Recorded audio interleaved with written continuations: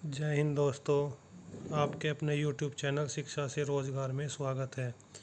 बच्चों, आज की क्लास में मैं आपको पढ़ाऊंगा इतिहास के 50 महत्वपूर्ण क्वेश्चन। तो आज की हम क्लास में पहला क्वेश्चन शुरू करते हैं।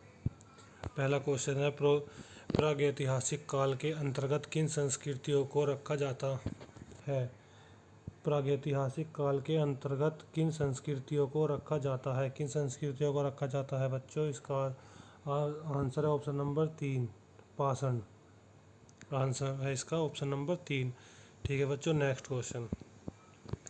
मानव सभ्यता के विकास की प्रथम अवस्था कौन सी थी? मानव सभ्यता के विकास की प्रथम अवस्था कौन सी थी बच्चों? इसका आंसर है ऑप्शन नंबर 2, शिकार अवस्था। Question number 3।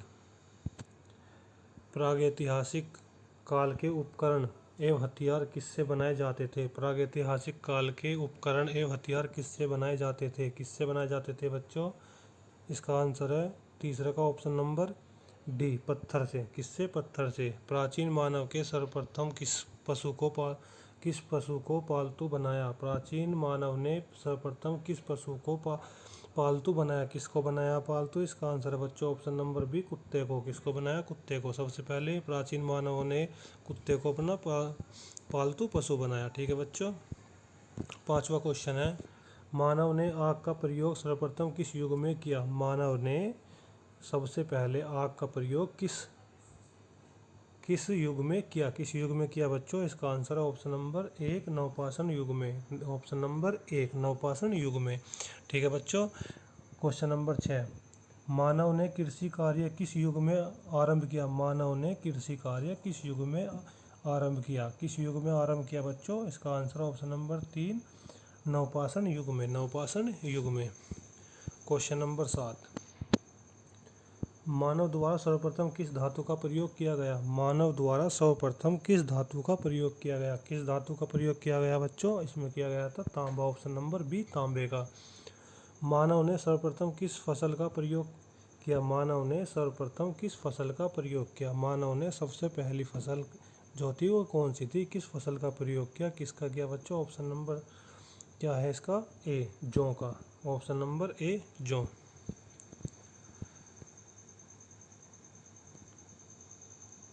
नवपाषाण युग में चावल की खेती का प्राचीनतम साक्ष्य कहाँ से मिला बच्चों? नवपाषाण युग में चावल की खेती का साक्ष्य कहाँ से मिला था बच्चों? इसका आंसर है ऑप्शन नंबर बी, कोल्डी हवा। सिंधु घाटी सभ्यता किस काल की सभ्यता मानी जाती है? सिंधु घाटी सभ्यता किस काल की सभ्यता मानी जाती है? सिंधु घाटी सभ्यता किस काल की सभ्यता मानी जाती है? ये मानी जाती है बच्चों ऑप्शन नंबर सी, कांस्य काल की। क्वेश्चन नंबर 11, हड़प्पा की खुदाई सर्वप्रथम कब हुई? इसका आंसर है बच्चों ऑप्शन नंबर डी, 1921 में। नेक्स्ट क्वेश्चन नंबर 12, निम्न में से किस स्थान को मृतकों का टीला के नाम से भी जाना जाता है? निम्नलिखित में से किस स्थल को मृतकों का टीले के नाम से भी जाना जाता है? किसे जाना जाता है बच्चों? इसका आंसर है ऑप्शन नंबर सी, मोहनजोदाड़ो। किससे? मोहनजोदाड़ो। ठीक है। मोहनजोदाड़ो के टीले को खोजने का श्रेय किसे है? मोहनजोदाड़ो के टीले को खोजने का श्रेय किसे है बच्चों? इसका आंसर है option number A, Rakhaldas Banerjee. ठीक है बच्चों। नेक्स्ट, हड़प्पा सभ्यता के विनाश स्नानागार का साक्ष्य कहाँ से प्राप्त हुआ? हड़प्पा सभ्यता में विशाल स्नानागार का साक्ष्य कहाँ से प्राप्त हुआ? इसका आंसर है बच्चों option number B, Mohenjodaro. Option number B, Mohenjodaro. निम्न में से कौन सा युग्म सम्मिलित नहीं है?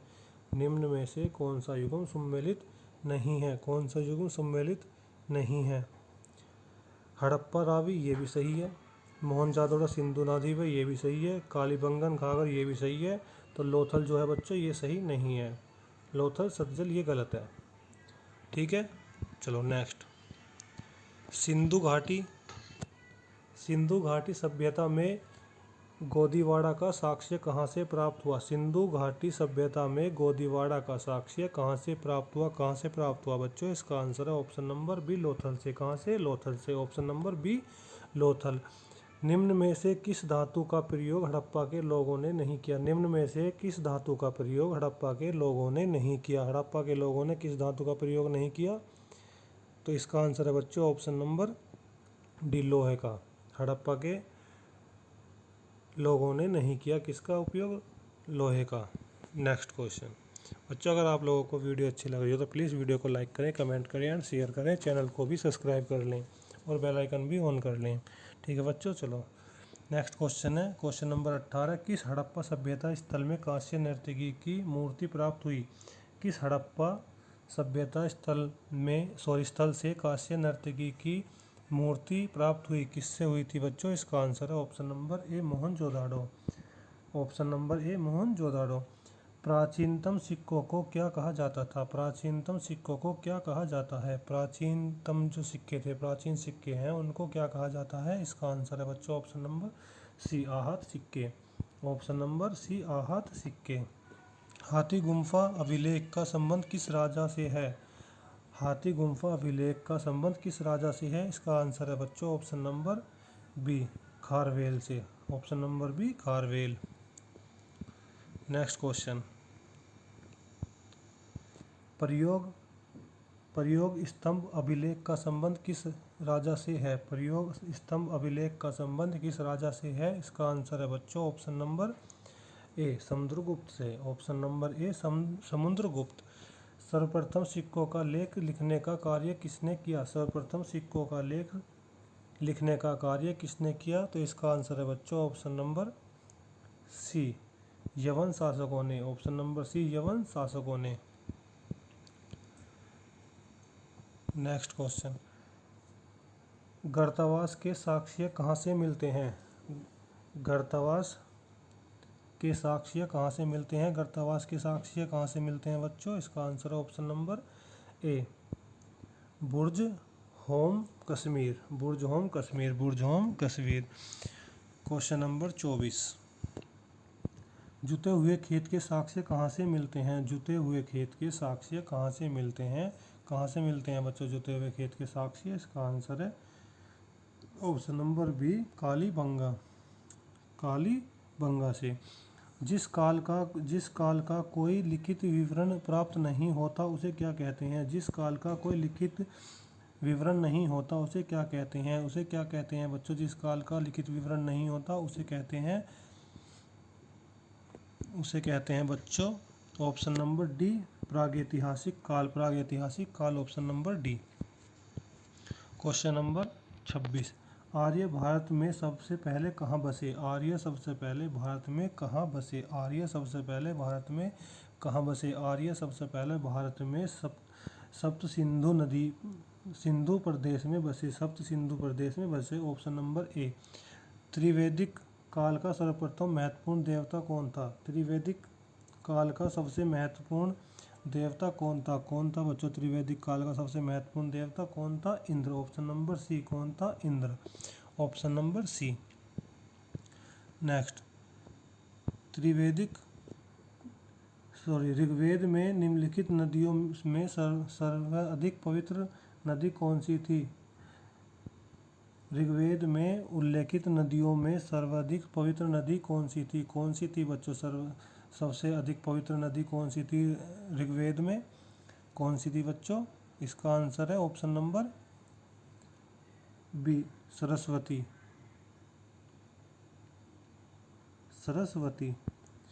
ऋग्वेदिक आर्य किसकी पूजा करते थे? ऋग्वेदिक आर्य किसकी पूजा करते थे? ऋग्वेदिक आर्य किसकी पूजा करते थे? इसका आंसर है बच्चों ऑप्शन नंबर डी, प्रकृति की। ऑप्शन नंबर डी, प्रकृति की।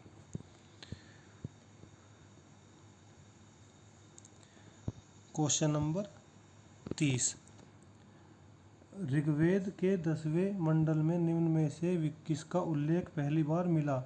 ऋग्वेद के 10वें मंडल में निम्न में से किसका उल्लेख पहली बार मिला, किसका उल्लेख पहली बार मिला बच्चों? इसका आंसर है ऑप्शन नंबर बी, शूद्र का। पे ऑप्शन नंबर बी, शूद्र। Question number 31, question number 31, Gayatri मंत्र का उल्लेख किस वेद में है? गायत्री मंत्र का उल्लेख किस वेद में है? इसका आंसर है बच्चों ऑप्शन नंबर सी, ऋग्वेद में। ऑप्शन नंबर सी, ऋग्वेद में। बच्चों कमेंट बॉक्स में बताएं कि गायत्री मंत्र किसको समर्पित है। गायत्री मंत्र किसको समर्पित है बच्चों? कमेंट बॉक्स में बताएं। ऋग्वेदिक आर्यों की भाषा क्या थी? ऋग्वेदिक आर्यों की भाषा क्या थी? जो ऋग्वेद थे उन आर्यों की भाषा क्या थी? ऋग्वेदिक आर्यों की भाषा थी बच्चों ऑप्शन नंबर बी, संस्कृत भाषा। Option number B, Sanskrit. निम्नलिखित में से प्राचीनतम वेद कौन सा है? निम्नलिखित में से प्राचीनतम वेद कौन सा है? कौन सा है बच्चों प्राचीनतम वेद? ऋग्वेद। सबसे पहला लिखा हुआ वेद कौन सा? ऋग्वेद। प्राचीनतम वेद ऋग्वेद। निम्नलिखित में से किस वेद की रचना गद्य व एवं पद दोनों में की गई है? निम्नलिखित में से किस वेद की रचना गद्य व पद दोनों में की गई है? तो ये की गई है बच्चों यजुर्वेद। ये एकमात्र ऐसा वेद है जो गद्य और पद दोनों में की गई है, लिखा गया है, यजुर्वेद। ठीक है बच्चों। नेक्स्ट, ऋग्वेदिक काल में विनिमय के माध्यम में किसका प्रयोग किया जाता है? ऋग्वेदिक काल में विनिमय के माध्यम में किसका प्रयोग किया जाता है? किसका प्रयोग किया जाता है बच्चों? ऑप्शन नंबर डी, गाय का। ऑप्शन नंबर डी, गाय का। ऋग्वेदिक काल की सबसे प्राचीन राजनीतिक संस्था कौन सी थी? ऋग्वेदिक काल में सबसे प्राचीन राजनीतिक संस्था कौन सी थी? सबसे प्राचीन संस्था कौन सी थी बच्चों? इसका आंसर है ऑप्शन नंबर ए, सभा। ऑप्शन नंबर ए, सभा। निम्नलिखित में से कौन सा युग्म सम्मिलित नहीं है? नदियों के प्राचीन नाम, आधुनिक नाम। नदियों के प्राचीन और आधुनिक नाम बताने हैं, तो इनमें से कौन सा सम्मिलित नहीं है? एक बार यहाँ देख लिया करो बच्चों, पूछ रहा है कि सम्मिलित है या नहीं है, तो इसमें पूछा है नहीं है, तो इसमें देखना है कि सम्मिलित कौन सा नहीं है। ठीक है बच्चों। तो वितस्ता, झेलम नदी, ये भी सही है। विपाशा, व्यास, ये भी सही है। पुरुषणी, ये रवि, ये भी सही है। तो कुंभा, सुवास्ता, ये गलत है बच्चों। ऑप्शन नंबर डी गलत है। ठीक है, इसका आंसर ऑप्शन नंबर डी है। क्वेश्चन नंबर 38, उत्तर वैदिक काल का सर्वाधिक महत्वपूर्ण देवता था। उत्तर वैदिक काल का सर्वाधिक महत्वपूर्ण देवता था, कौन था बच्चों? सब सर्वाधिक महत्वपूर्ण देवता कौन था? प्रजापति को मानते थे। उत्तर वैदिक काल का सर्वाधिक महत्वपूर्ण देवता प्रजापति था। ठीक है बच्चों। नेक्स्ट क्वेश्चन, उत्तर वैदिक कालीन लोग ने किस धातु की खोज की? उत्तर वैदिक कालीन लोगों ने किस धातु की खोज की? किस धातु की खोज की बच्चों? इन्होंने करी थी लोहे की खोज। ऑप्शन नंबर ए, लोहे की खोज। भारत का आदर्श राष्ट्रीय वाक्य सत्यमेव जयते कहाँ से लिया गया? भारत का आदर्श राष्ट्रीय वाक्य सत्यमेव जयते कहाँ से लिया गया? कहाँ से लिया गया बच्चों? ये लिया गया था मुंडक उपनिषद से। ऑप्शन नंबर बी, मुंडक उपनिषद से। ठीक है। क्वेश्चन नंबर 41, किस वेद में संगीत विधा का वर्ण है? किस वेद में संगीत विधा का वर्ण है? किस वेद में संगीत विधा का वर्ण है? इसका आंसर है बच्चों option number B, Samaveda. Option number B, Samaveda. ठीक है बच्चों। Option number B, Samaveda. वेदांगों की कुल कितनी संख्या है? क्वेश्चन नंबर 42, वेदांगों की कुल कितनी संख्या है? वेदांगों की कुल कितनी संख्या है? इसका आंसर है बच्चों option number D, 6। Option number D, 6। Number D, 6। D 6। Next question चलते हैं। क्वेश्चन नंबर 43, भारतीय पुराणों की कुल संख्या कितनी है? भारतीय पुराणों की कुल संख्या कितनी है? भारतीय पुराणों की कुल संख्या कितनी है बच्चों? भारतीय पुराणों की कुल संख्या है बच्चों ऑप्शन नंबर ए, 18। भारतीय पुराणों की संख्या है 18। Option number A. निम्नलिखित में से किसे धर्मशास्त्र भी कहा जाता है? क्वेश्चन नंबर 44 क्या है? निम्नलिखित में से किसे धर्मशास्त्र भी कहा जाता है? किसे कहा जाता है? धर्मशास्त्र भी से कहा जाता है बच्चों ऑप्शन नंबर डी, स्मृति को। धर्मशास्त्र किसे कहा जाता है? ऑप्शन नंबर डी, स्मृति को। ब्रह्म विद्या का संबंध किस वैदिक साहित्य से है? ब्रह्म विद्या का संबंध किस वैदिक साहित्य से है? इसका आंसर है बच्चों ऑप्शन नंबर बी उपनिषेध से, Upanishad option number B Upanishad. Question number 46 Nyaya दर्शन प्रवर्तक किसे माना जाता है? न्याय दर्शक प्रवर्तक किसे माना जाता है? किसे माना जाता है बच्चों? इस आता है डी गौतम को। किसे? गौतम को, गौतम को। ठीक है बच्चों। नेक्स्ट क्वेश्चन, योग दर्शन का प्रवर्तक किसे माना जाता है? योग दर्शन का प्रवर्तक किसे माना जाता है? किसे माना जाता है बच्चों योग दर्शन का प्रवर्तक? Patanjali option number C Patanjali, option number C Patanjali. Jain धर्म का वास्तविक संस्थापक किसे माना जाता है? जैन धर्म का वास्तविक संस्थापक किसे माना जाता है? किसे माना जाता है बच्चों जैन धर्म का वास्तविक संस्थापक? महावीर को, ऑप्शन नंबर सी महावीर को। जैन धर्म के 24वें तीर्थंकर, जैन धर्म के 24वें तथा अंतिम तीर्थंकर कौन थे? महावीर।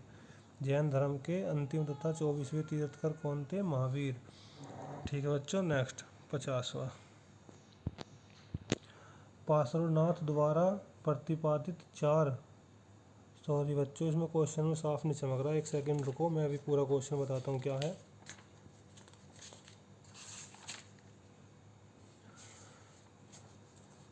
पूरा क्वेश्चन है बच्चों ये,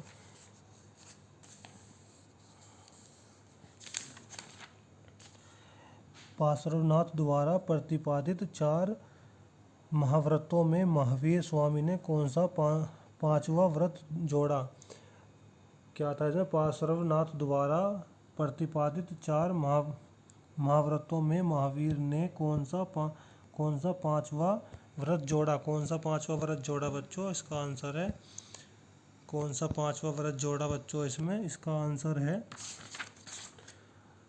option number B ब्रह्मचार्य, option number B ब्रह्मचार्य। ठीक है बच्चों, आज की हमारी क्लास यहीं पर ख़त्म होती है बच्चों। नेक्स्ट, अगर आप लोगों को वीडियो थोड़ी बहुत भी अच्छी लगी हो तो प्लीज़ वीडियो को लाइक करें, कमेंट करें और शेयर करें, चैनल को सब्सक्राइब करें और बेल आइकन भी ऑन कर लें ताकि नेक्स्ट वीडियो की नोटिफिकेशन आप सभी के पास आ जाए। तो वीडियो को यहीं ख़त्म करते हैं। जय हिंद, जय भारत, वंदे मातरम।